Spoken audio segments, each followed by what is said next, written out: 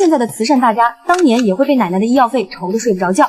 死不了，您死了我也不唱了，可能就1月1000块钱这样工资什么的，所以老太太就不太想来住院。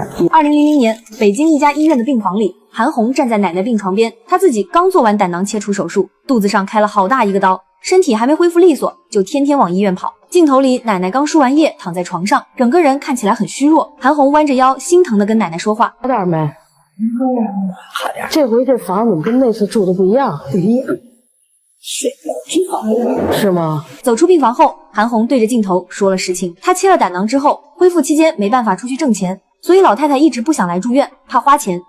我刚开了一个刀，我这个胆囊切除了，对，开了好大一个刀，所以呢，我这有大概两个月吧，都没有出去演出，也没有挣钱，所以呢，就是可能就1月1000块钱这样工资什么的。所以老太太就不太想来住院。2000年那时候，全国平均住院费已经快3000了，北京大医院平均得8000多，一个月1000块工资，在住院费面前确实有点顶不住。他站在走廊里跟主治医生聊病情，问治疗方案和后续安排。聊完往回走，医院的医生护士认出他了，呼啦一下围上来要签名要合影，韩红也没摆架子，一个个给签了，脸上带着笑。签完名一转身回了病房，又变回了那个守在奶奶床边的孙女。回到病房，奶奶还在念叨不想治了。韩红急了，用自暴自弃的方式吊着奶奶的念想：死不了，您死了我也不唱了。为什么奶奶在韩红心里这么重呢？因为韩红可以说是奶奶一手带大的。6岁那年，韩红没了爸爸，9岁妈妈改嫁，韩红在继父家待不下去，一个人坐了3天3夜的绿皮火车，从成都跑到了北京投奔奶奶。到奶奶家的时候是晚上，她进门第一件事不是哭，是抄起扫帚扫地。奶奶没工作，没退休金，就在大栅栏摆摊卖冰棍，一根一根攒钱把她拉扯大。在发现韩红喜欢唱歌之后，也是倾尽所有的支持她。在这个过程中，二叔也给了她不少帮助。二叔就支持，二叔不但支持，还买吉他，对，给买吉他。然后那把吉他现在呢，我给捐了，拍卖呢。据说比小燕子的一个什么还贵。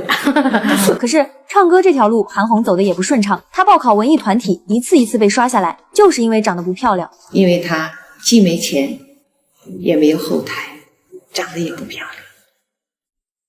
我最高奖项是银屏奖，告诉您，那还是我老师李双江走了后门求的人了。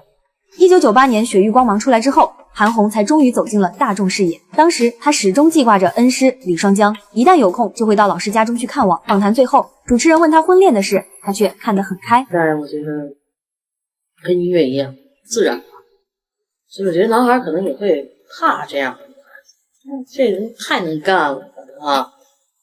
那时候的韩红刚凭《雪域光芒》火起来，家乡风雨中的美丽，大街小巷都在放，她心气儿正高，还说不满足于只在国内红，想站上国际舞台，让世界听见中国的声音。只是她大概没想到，5年之后奶奶走了，整整3年，她几乎不出门不演出，整个人陷在抑郁里。不过最后她从悲痛中走了出来，一头扎进了慈善这个行业。